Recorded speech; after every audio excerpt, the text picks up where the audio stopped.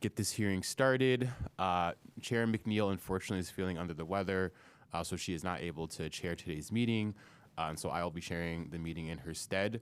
I wish her a speedy recovery and also thank her for the promotion. And so we will start off by doing committee member introductions. So if each member can just introduce themselves, their name, and their legislative district. We'll start at the right here. Good morning. I'm Representative John Schlegel. I represent the 101st Legislative District in the heart of Lebanon County. Chair Representative Kate Klunk, and I represent the southwestern corner of York County. And Rick Rajewski, District 188, West and Southwest Philadelphia. Christine? Hi, Christine Howard, 167th in Custer County. I'm happy to see this legislation. Before I was elected, I worked for my county's Children and Families Department. Great. Jamie Walsh. I'm from the 117th Legislative District, which is part of Luzerne County. Dave Zimmerman, represent the 99th District, Northeast Lancaster County, and Southern Berks.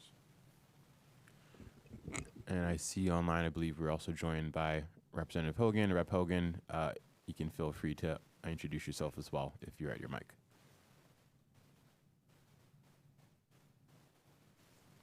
All right. Well, given that, we'll just move right along. So the goal of this hearing is to discuss House Bill 1873, which is lead sponsored by Chair McNeil. Also myself and Representative Zimmerman is a sponsor of the legislation as well. And I just want to start off by offering a couple remarks about why I feel this legislation is really important. And for me personally, and I think this is true probably for a lot of folks in this legislative body and in the audience, I grew up in a family that maybe didn't always fit the traditional idea of what a family looked like or how it operated. I had a single parent who had a single income. She worked 2 or 3 jobs throughout the entirety of my childhood. And obviously those hours were long. And there were a lot of times where, you know, I was mature enough and adult enough to get myself home after school, eventually as I got older, to also take care of my younger sister. And I never felt neglected. I never felt like my mother wasn't there. I knew that she was working hard to ensure that we had a stable household, that we had food on the table, and she was present in the way that made sense for our life. And it does really chill me to think that in the eyes of our state statutes, that could be seen as neglect. Because I never felt neglected. I never felt like I didn't get adequate care. I just knew that I had a family where we struggled with poverty, and my mom had to work long hours, right, to be able to make sure we had a stable household. And there are a lot of Pennsylvanians who are in situations like that. Some of my fellow members may have stories similar to that, or they may have stories that make sense for their legislative district. Whether you're, you know, someone in Philadelphia who just has to walk themselves home to school, or maybe you're someone in rural Pennsylvania, you know, who just has acres of farmland where you want to go and check out the creek on your family's property, right, and not have, you know, DHS get called on you. And so these simple activities, you know, like kids playing outside, walking a sibling to school, or being home alone, should not be treated as neglect or endangerment. Merely allowing a child to be outside of constant supervision by an adult has led to frivolous child protection investigations, traumatizing children and families, and contributing to a climate of fear in our communities. And so even when children are well cared for and are engaging in activities that are not too long ago were considered healthy and commonplace, oftentimes today's parents similar to my mother, are afraid to let their kids have those ordinary freedoms to play and to grow and to just let kids be kids. And so the goal of our hearing is to listen to advocates, to experts about what is best for the parent and for the child. And our hope is by listening to these testifiers, we can expand our thinking on what it means to be a loving family and to have more understanding and tolerance reflected in our governing statutes. And so with that, I will pass it to Chair McNeil to provide remarks as well. Thank you, Representative Krajewski. And Thank you to you, Chairwoman McNeil, and to my good friend from Lancaster County, Representative Zimmerman, for bringing forward this bill today. I really appreciate the opportunity to dig into this, where we can learn how we can help families of all different backgrounds, locations throughout this Commonwealth. Our Commonwealth is very diverse, and we have a large Commonwealth with families that have different needs, different interests, different hopes and dreams for their own children. My childhood, I think, was a little bit different than Representative Krajewski's. He lived in a city. I lived in a very small town. But my parents gave me that freedom to be able to walk up 2 blocks away and pick up the bread and the milk and get a snow cone with that 50 cents. Now it doesn't cost 50 cents. But to be able to let me be a kid, explore life, learn lessons, figure out how to cross the street, look right, look left, and make sure no one's there. To build friends and know people in your neighborhood and your community, to know people who you can trust, trusted adults. I think that's so important. As a parent, I'm living through this myself right now and trying to navigate. I have a 7-year-old and a 4-year-old. Life is very different today than it was when I grew up. But everything that I'm listening to on podcasts and reading is that, for a whole generation, we didn't let kids be kids. And we have to get back to letting kids be kids because it's actually hurting our society. So I look forward to this. It's sad that we have to have a bill that lets kids be kids, but if we need a bill to let kids be kids again, I look forward to hearing more. So thank you. Hear, hear. Thank you, Chair Klunk. So with that, we're going to go ahead and start off with our testifiers. And just for the information of members, we're going to go through all of our testifiers and then have Q&A at the end, just for the sake of time. And so we will start, I believe, online with Ms. Lenore Skenazy, who is the president and co-founder of Let Grow. Ms. Skenazy, you have the floor.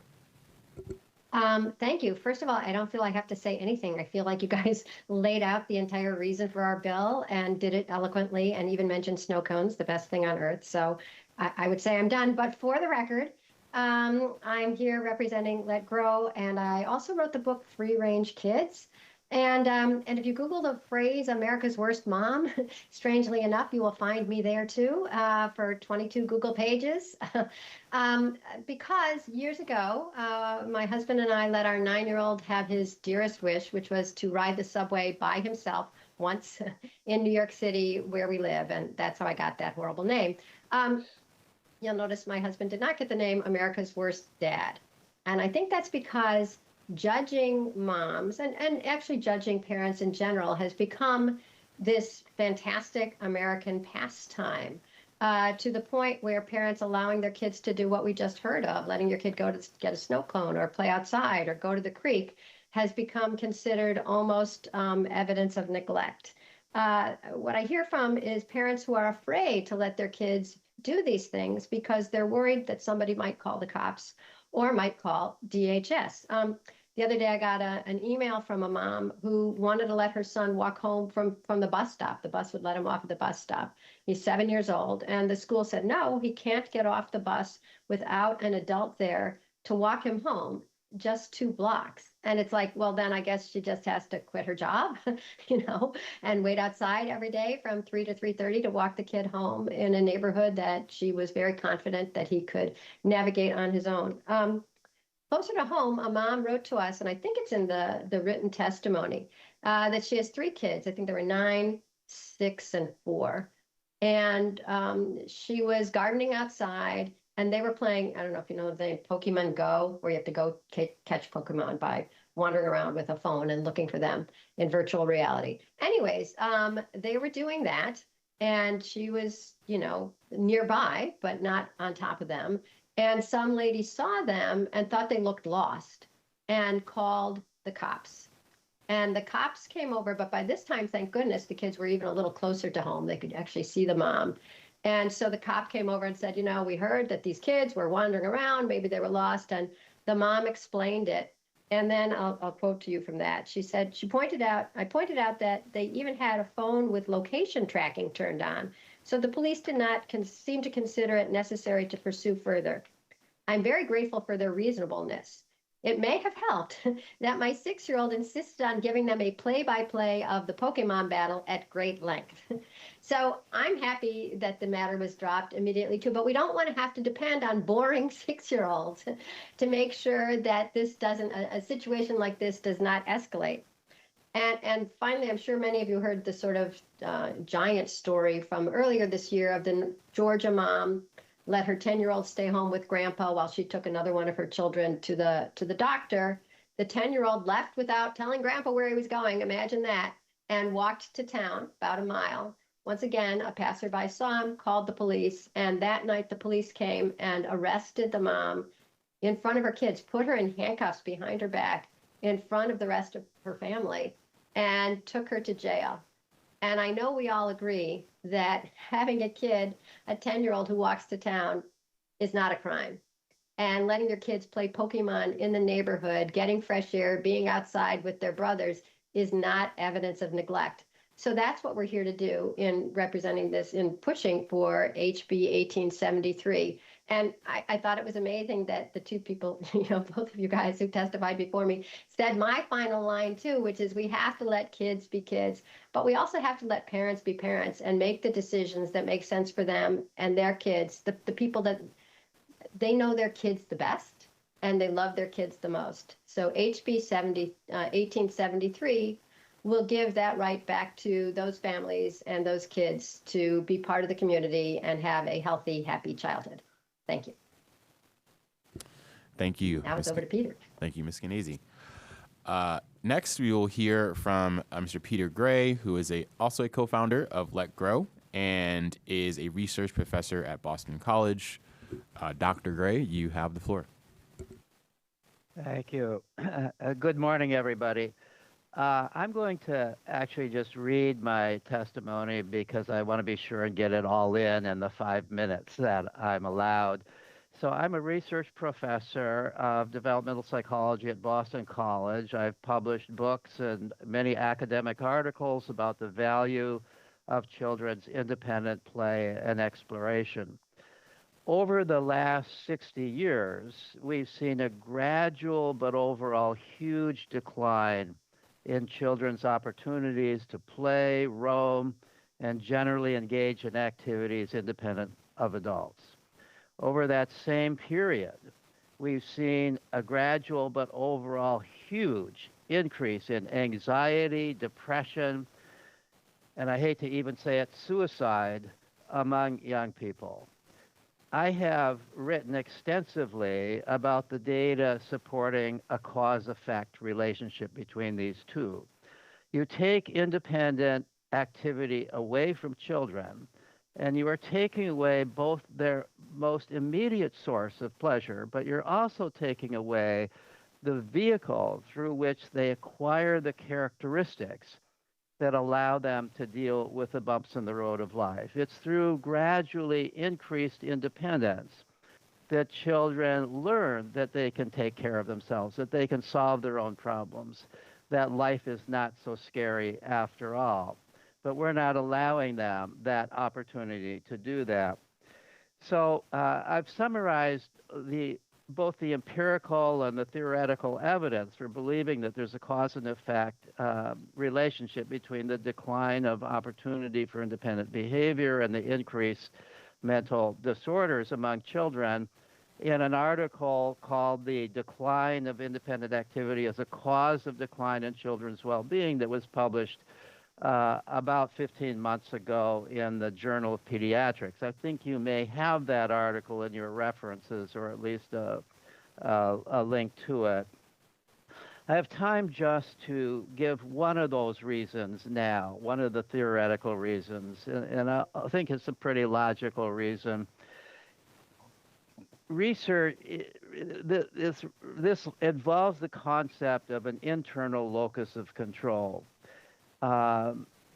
Research reveals that people of any age who have a weak internal locus of control, in other words, a weak sense that they can solve problems, that they can run their own lives, suffer from anxiety and depression at far higher rates than people who have a stronger internal locus of control. over the same period of time that we have deprived children of the opportunity to play and explore, research shows that fewer and fewer children have a strong internal locus of control. Locus of control has become weaker. So we have here a cause and effect relationship. Take away free play and exploration, independent exploration, and you have a weaker internal sense of locus of control, which results in increased anxiety and depression. So if we want to reverse this growing epidemic of anxiety, depression, suicide among young people, we need to encourage parents to allow their children to do more things independently, not discourage them.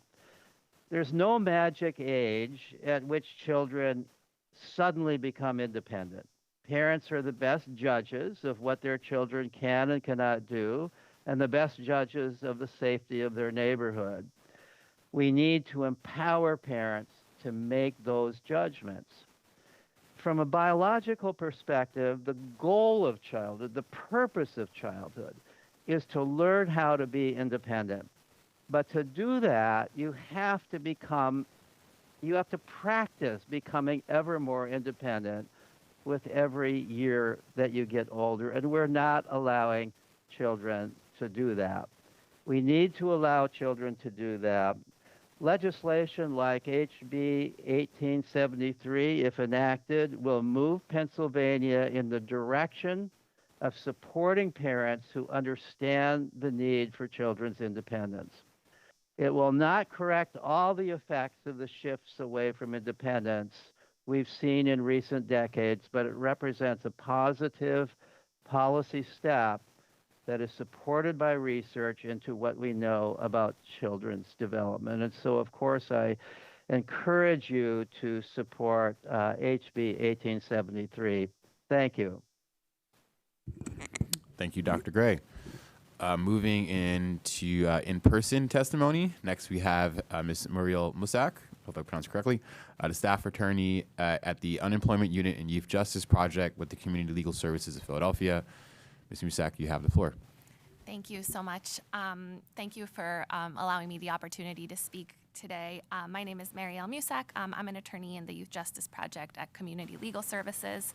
CLS is a nonprofit legal services organization that provides free civil legal aid to low-income Philadelphians.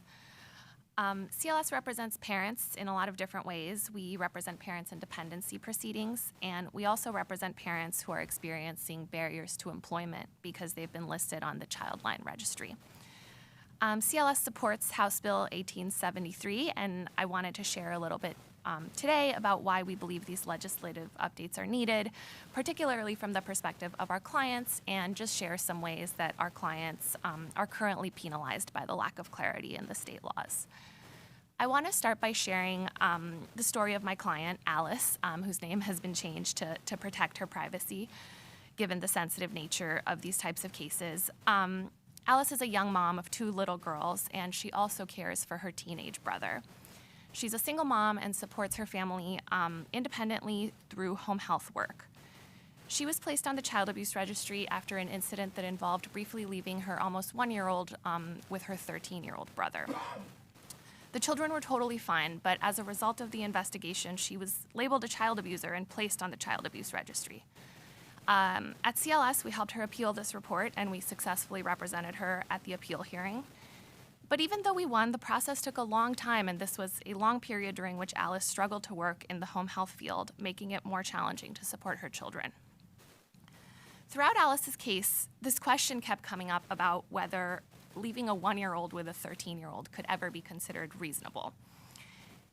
I found it really surprising, even outside of my role on a personal level. I often babysat younger cousins as a teenager, and 13-year-olds are often considered fit to babysit. The Red Cross in Pennsylvania even offers babysitting training to kids 11 and older.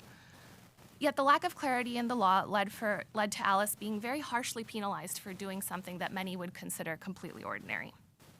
And we've seen many cases similar to Alice's, parents being punished for briefly leaving young children in the care of older siblings, allowing children to leave their home on their own, for example, to take a short walk to a store, and other examples. And even where such conduct isn't the basis for the DHS investigation, we've still seen that it can lead to negative inferences by caseworkers about the parents' abilities or judgment when they allow their children to do that. We should trust parents to make those decisions about whether their particular child is mature enough to engage in certain tasks independently. That's not a decision that should be made or second-guessed by the government. In addition, examples like these lead to a chilling effect where parents are afraid to allow their children to engage in independent activities that would have been seen as completely normal in the past, such as walking to the playground, walking to school, or helping care for younger siblings. And in our experience, parents aren't wrong to be afraid because the potential harms of a Child Protective Services investigation or report are incredibly serious. Parents face the potential of lengthy and disruptive investigations, being placed on the child abuse registry like my client, going through dependency proceedings, and even criminal prosecution, like in the example Lenore mentioned. These incidents obviously can disrupt a family's entire life and lead to lifelong consequences for parents related to their housing, their employment, and their rights to parent their children. In addition, the time and cost of litigation for parents to defend themselves in these proceedings, even where they are successful in the end, can be so exorbitant. And even where a CPS investigation results in an unfounded report, the trauma to the family can be very extensive. CLS supports House Bill 1873 because we believe that it makes minor changes to Pennsylvania law, clarifying that parents have a right to make reasonable decisions about their own children's individual ability to engage in independent activities. The bill has a common sense approach that will ensure that parents aren't penalized by the government for making these decisions and allowing their children to engage in regular, ordinary activities. The bill lists specific activities that children of sufficient maturity can be allowed to engage in and clarifies that allowing children to engage in those activities is not child abuse or neglect. Of course, it will remain the case that parents who make reckless decisions regarding their children's care can still be held accountable. In conclusion, CLS supports House Bill 1873, as we believe it will streamline and clarify the law and ensure parents are allowed to make decisions about their own children's independence. Thank you for your time, and I welcome any questions that I might be able to answer. Thank you, Ms. Musek. Next, we will pass it over to Ethan Demi, almost. CEO for Demi Learning. Mr. Demi, you have the floor. Thank you. Secretary Krajewski, Chairwoman Funk, members of the committee, thank you for the opportunity to speak to you today. My name is Ethan Demi. I am the CEO of Demi Learning. We're an independent education publishing company, so I have a foot in that world, but I wear a lot of hats. I also serve as on the board of the Parental Rights Foundation, which is a national nonprofit advocating for parental rights, but my most important hat is I'm a dad. So I've been a foster parent, and now I'm an adoptive parent in Pennsylvania. And I've got 4 beautiful kids, and I'm here to support House Bill 1873. And I believe this bill provides much-needed clarity around a parent's responsibility for determining their child's appropriate level of independence. I grew up in the southern end of Lancaster County, not in a city, not even in a town. And it was normal for me to ride my bike to my friend's house because walking was too far away. Or to go to the local convenience store, or to ride horses to the park. My cousin had horses. We didn't have cell phones. We didn't have GPS trackers. My mom had a big Amish dinner bell that she would ring when dinner time happened, and hopefully we could hear the bell and come home. But now I'm raising children with a different set of backgrounds, so they have a little more complexity in their background. They've already experienced too much trauma, and the idea for them of getting a call and having law enforcement or child protective services come, even to do an investigation, would be re-traumatizing to them. And I'm also raising them with no cell phones, no GPS trackers. And my wife and I have a big Amish dinner bell that we ring to let them know to come home from the neighbor's house, where they're riding their bikes or riding four-wheelers or building forts or playing in the creek, getting quite muddy, but building that locus of control that Mr. Gray talked about. And as a former foster parent and as a mandatory reporter, I've been through the training. I know what parents abusing their children looks like, and I know that there is time to intervene when that happens. But I also believe that I know what healthy parenting looks like. And that includes allowing children to grow up and start to experience age-appropriate independence. And that is different for my different kids. I've got an 8-year-old daughter that I would trust at home alone far before my 10-year-old son. And on a given day, even she shouldn't be trusted, out of my sight for more than 5 minutes, because child development is not a straight line. It's up and down. And the parents know the nuance of certain days you can trust your kids and give them more independence and let them flex their muscles a little bit, and other days you need to lock it down because that's what they need that day. And the parents are the ones who are best suited to do that. But unfortunately, some people look at independence and they call it neglect. And in our current sort of climate of heightened fear, all it takes is one concerned neighborhood adult, someone who doesn't know my child, doesn't know their background, doesn't know what they're capable of, to make a call, usually for well-intentioned reasons, and call the police just because they see my child either running ahead of us on the trail or walking to the park to play or going over to the neighbor's house. But that, in that moment, my kids, if the police do come, which they get those calls. I'm also a township supervisor, so I've done a lot of ride-alongs with our local police, and we get those calls in neighborhoods.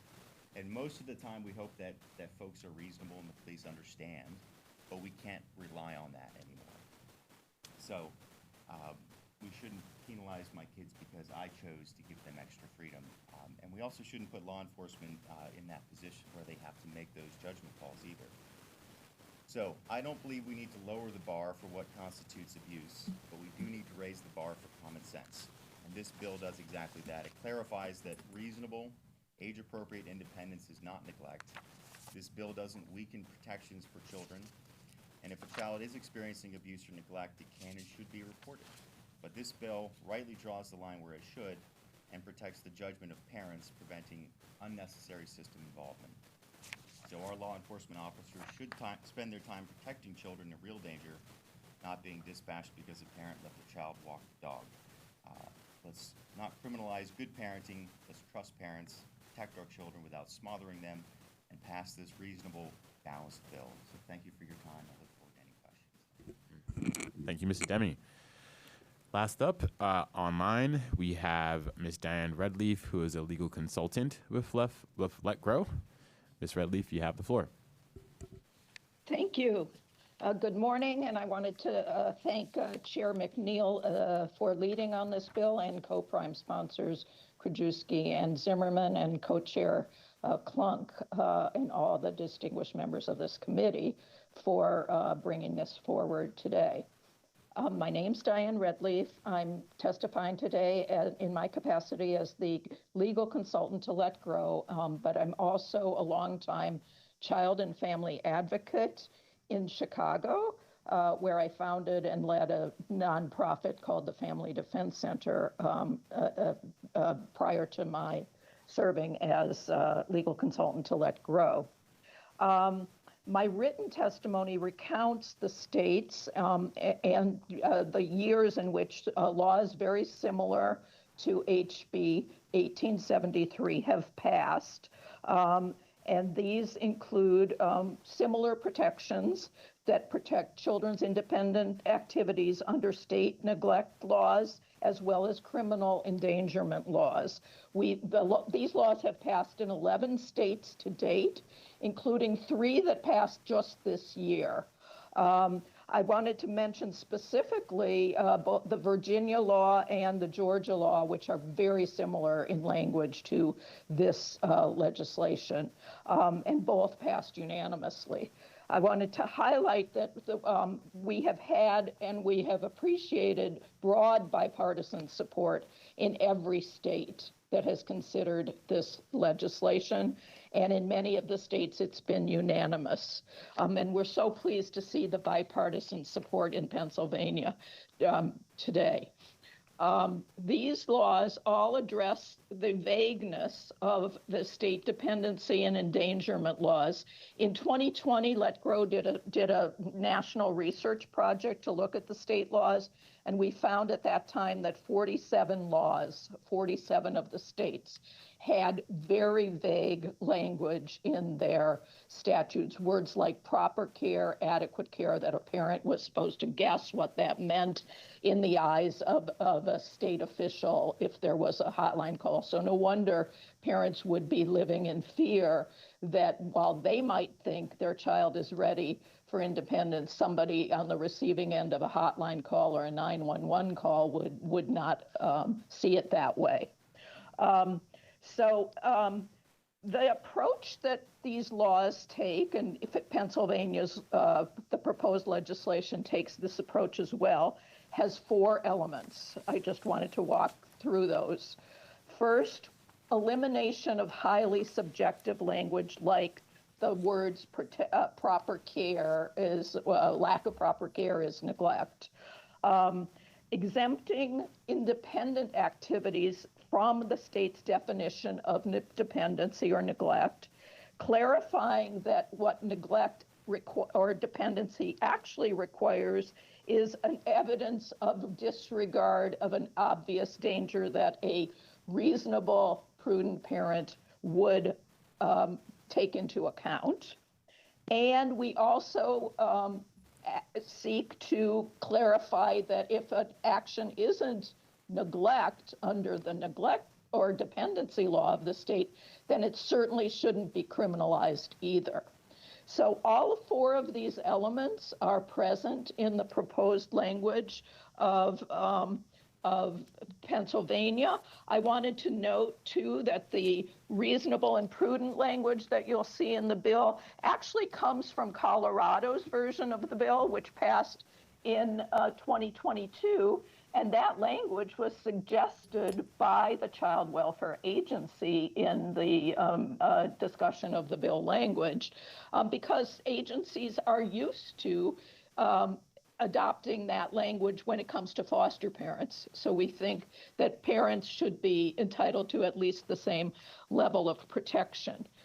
These definitions also come out of some work I did long ago in Illinois, where we had a case in the Illinois Supreme Court that knocked out a very vague provision, and we developed some elements of this definition coming out of that, and those became a model that Let Grow has been using, working into the proposals as we've been working with the legislators to tailor the bills to their specifics in their state. I've worked around the country with lawyers, psychologists, mental health professionals, educators, and many parents who are all united across race, class, and other demographic lines to support this legislation. This legislation will especially benefit lower income families, as we've heard how important that is, parents who don't have the means to supervise their kids 24/7 and know their kids can manage. And it also advances racial justice. We know that 53% of African American children will have a child protection investigation at some point, and 37% of Caucasian children will as well. So many of these allegations do end up unfounded, but as Ms. Muzak has said, that's traumatizing too. So we want to eliminate the belief that people must call the hotline when they see a child outside. That should not be treated as neglect. That should be, we should move to a position, as others have said, of trusting our parents unless there is clear evidence of the child being unsafe. So thank you very much, and I look forward to answering any questions you might have. All right. Thank you, Ms. Redleaf. With that, we are through all of our testifiers, so we'll now move into Q&A from members. I also want to acknowledge we've been joined by Representative Pugh. I'm going to kick it off with one quick question, and then I'll pass it off to Chair Klunk and other members who have questions as well. And I want to thank everyone for your testimony and your leadership on this issue. It's clear this is something that demands some legislative change. One question I have, and is I'm curious about, community care is important, And, it's important to have community members and folks who are concerned about our youth and our children. But I think part of the problem as well is once you get either CPS or DHS or law enforcement involved, things escalate very, very quickly. And so I'm wondering, what are alternatives or recommendations? Obviously, this bill is one thing around expanding the definition of neglect or expanding it to be more permissible for different family structures. But what are also alternatives or recommendations you might have for community members who maybe do have concern, maybe do want to ensure that children in our neighborhoods and our communities are safe and secure and cared for, but don't rely on these systems that tend to escalate very quickly and lead to undesired outcomes? I don't know if that question makes sense, but I'm trying to figure out what is the balance between community care and these sort of system CPS or enforcement solutions that can end up leading to a lot of unforeseen consequences. And that's anyone can feel free to jump in and answer. I can try. Okay. Sure. I think all around the country we're seeing efforts to decouple the public response from the support that families genuinely need. I've been privileged to be a part of a big study that's going on around the country that's funded by the Doris Duke Foundation. It's on exactly this issue. In 4 states, they are trying to develop alternative pathways so that cases that get screened out by the child welfare system are not coming back in simply because the family has a need that wasn't addressed. This is we have mandatory reporting laws, and we don't change that we don't propose to change that. But what we do propose to change is what happens once the agency or the police get the call, which is that they cannot treat the mere fact that a child's independent as neglect. But could they refer the family to community resources? Absolutely. And those need to be beefed up, decoupled from expecting that the child welfare system or the police are going to be the agency that solves it, and support the communities. And I'm pleased that there's also a growing number of legal advocates who are working with families before there's been intervention, early intervention in that regard, but also efforts to support families through, concrete supports, because oftentimes, as we've heard, this is a childcare issue as well as a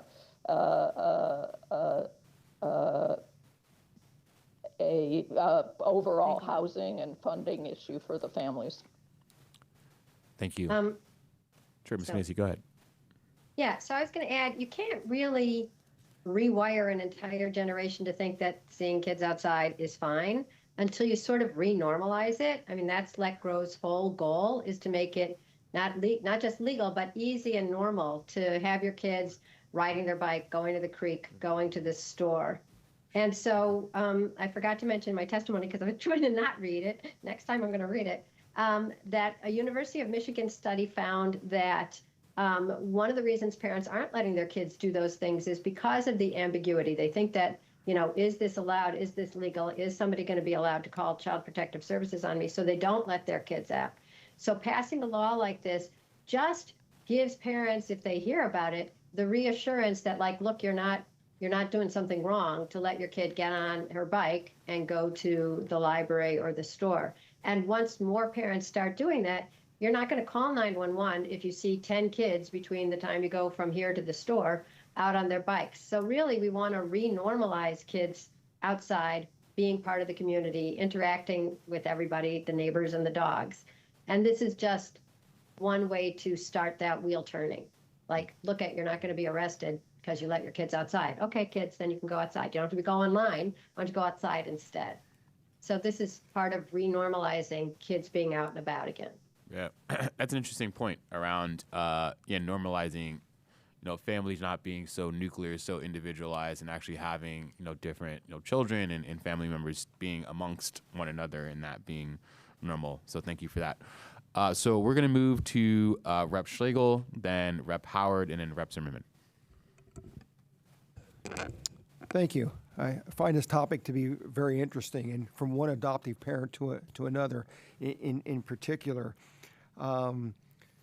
As I reflect on the testimony, and I had the opportunity to read that testimony ahead of time, I thought it was very interesting and very enlightening that HB 1873 seeks to provide greater protection for parents, and to do so by better clarifying the definitions of neglect and child endangerment. I can appreciate the situations and scenarios that were shared, and I'm sure has given all of us pause. How could this particular situation cause a parent to be charged? I think about a situation I heard about a number of years ago where a mother used a spatula to spank her young child and left some marks. And as I reflect on that scenario that I'd heard about, the matter went in front of a judge who reviewed existing legislation and basically advised both parties that while this was unfortunate, it did not necessarily rise to the level of requiring charges or legal action. And again, there's oodles of situations, I'm sure, that's like that. So I find this bill to be very interesting and is the cause for its need.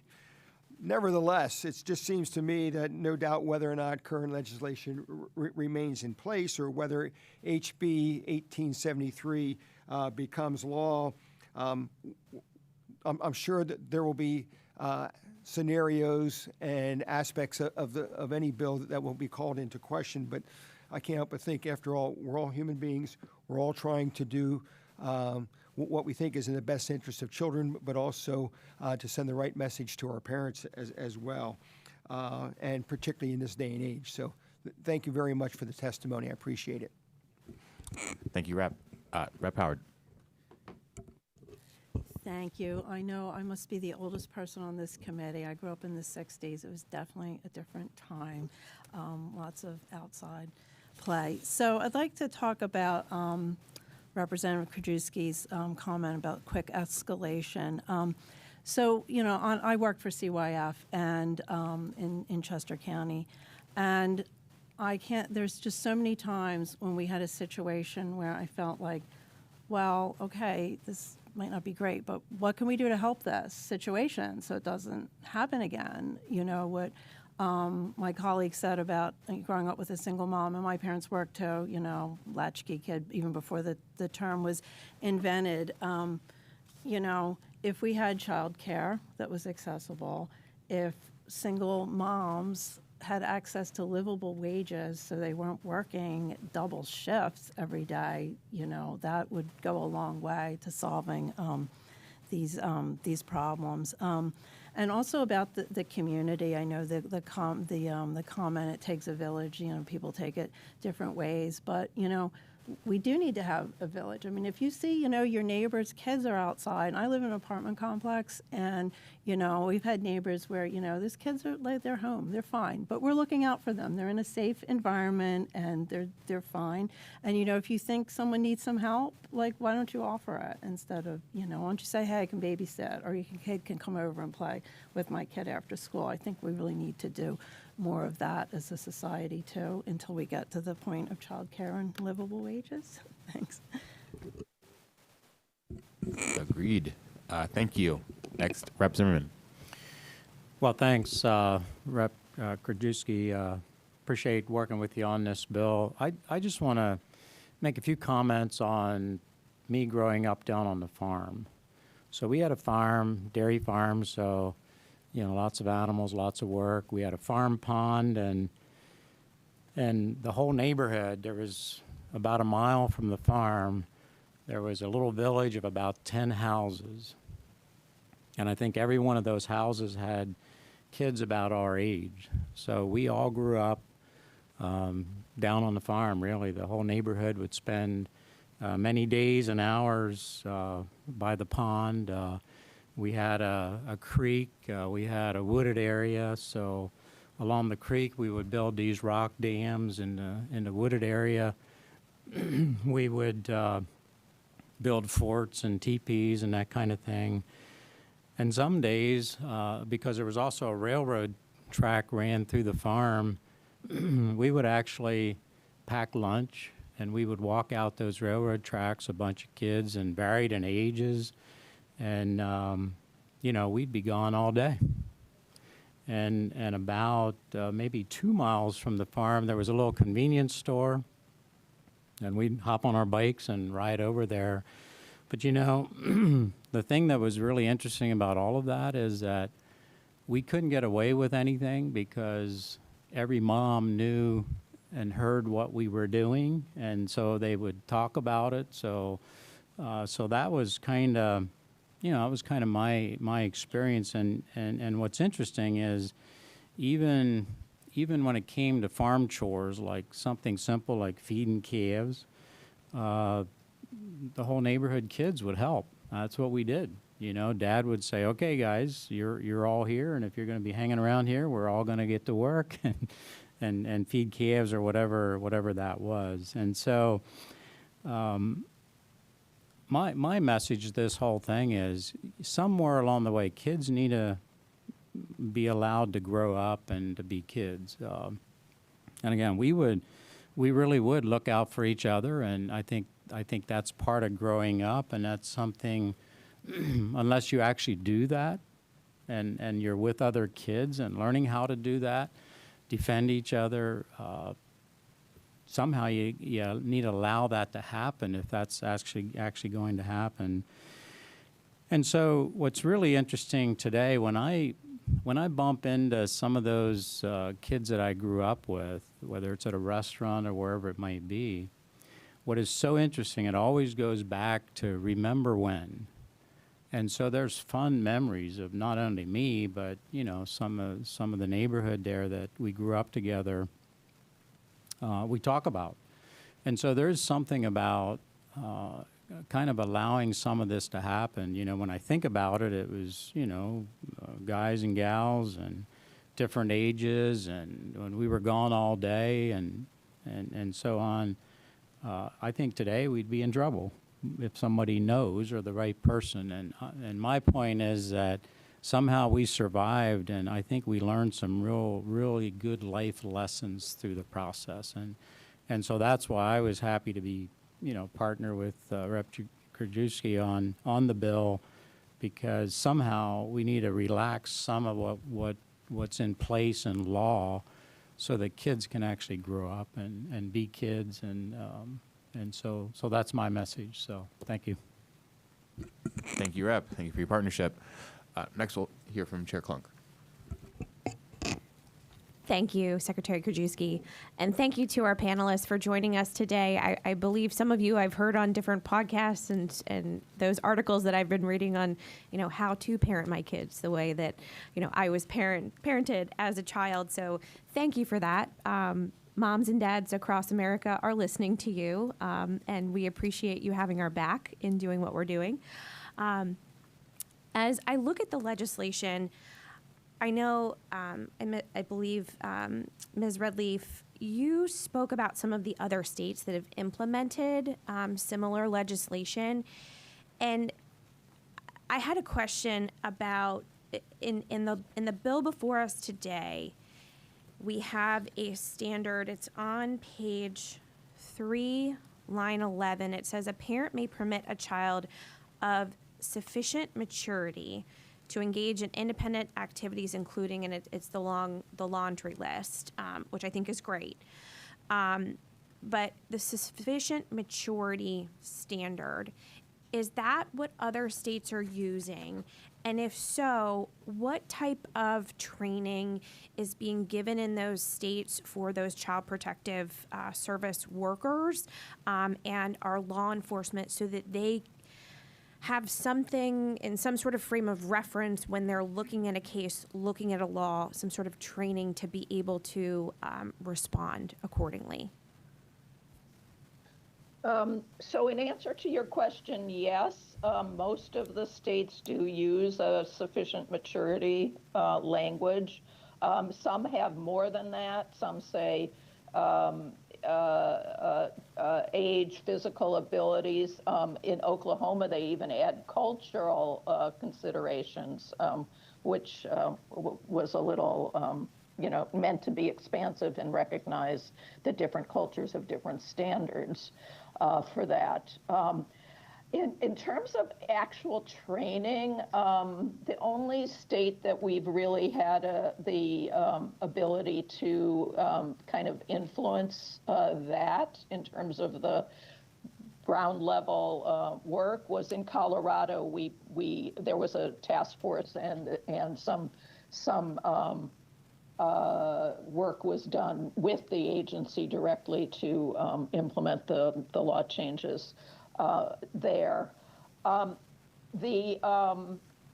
The point of sufficient maturity is really to put it in the hands of the parent, though, because at the same time, the legislation says that it's abuse or neglect if the parent ignores obvious, serious, and likely harm and danger. So that would be the standard that the state would need to be looking towards. Was there an obvious danger? Was the parent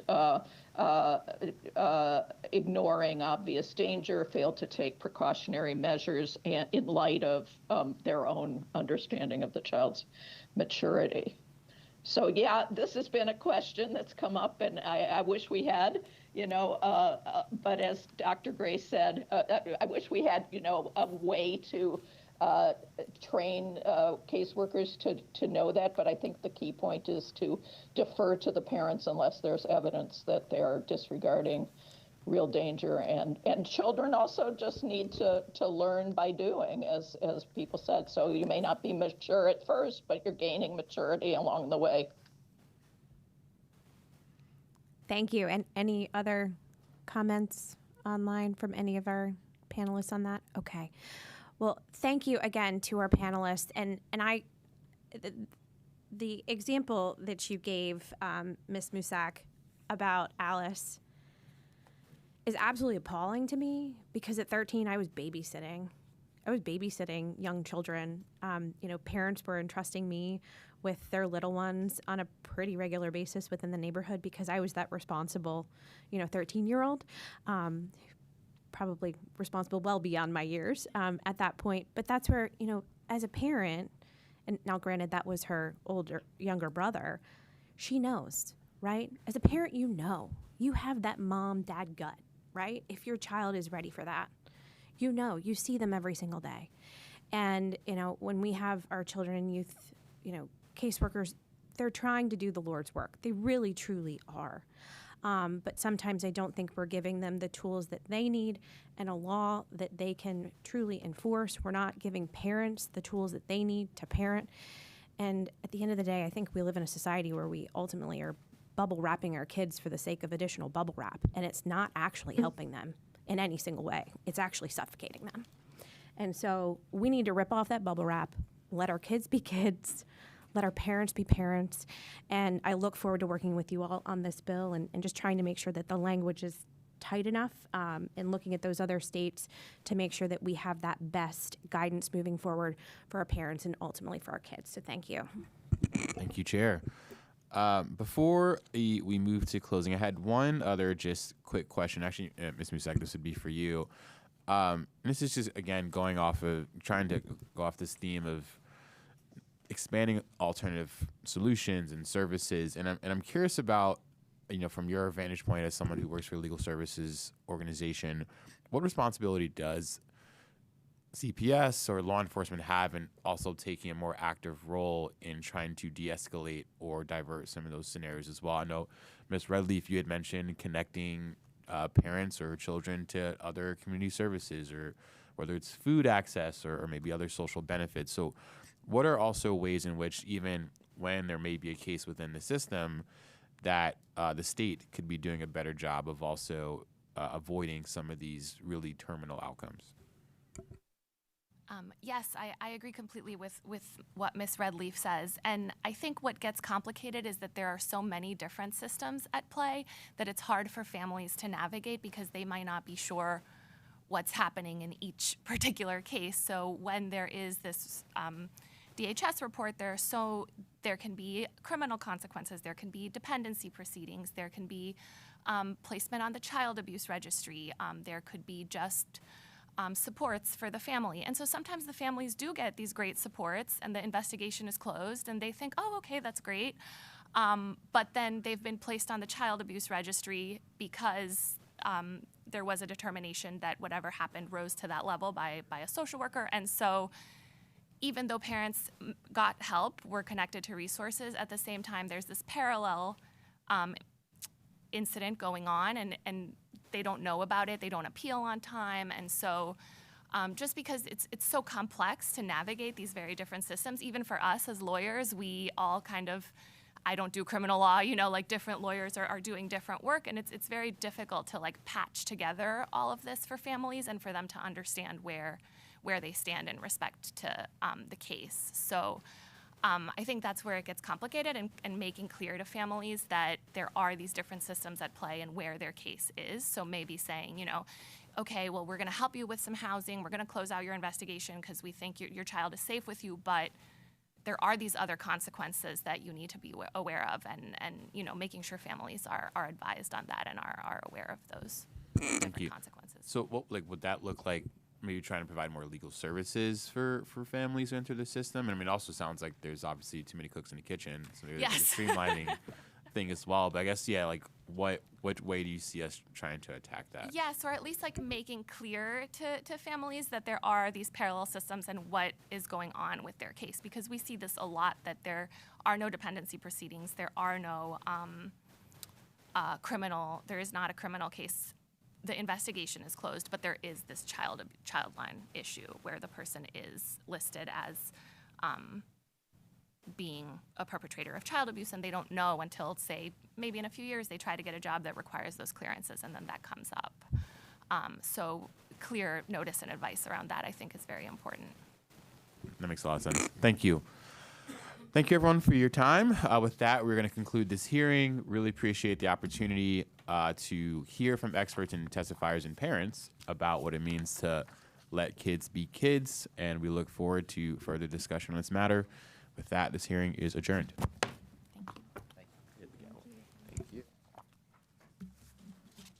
Thank you.